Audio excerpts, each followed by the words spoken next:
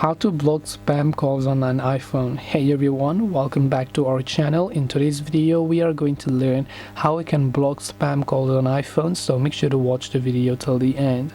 Now, blocking spam calls on iPhone is actually fairly simple. All you have to do is go ahead and then open up settings, then simply look for the phone app over here. So just go ahead and then look for the phone app here. Then here you can see a couple of other options here, right? So you can see silence unknown callers. So you can tap on silence unknown callers and then turn on silence unknown callers. Next time if you receive a call from a contact that you haven't saved, then you'll simply find this option here, and then you can simply go ahead and then enable it if you want to. So this way you should be able to go ahead and then block spam calls on an iPhone. Hope this video was very helpful. If you have got any more questions, feel free to leave them down below. Thank you for watching till the end, and see you soon in the next video.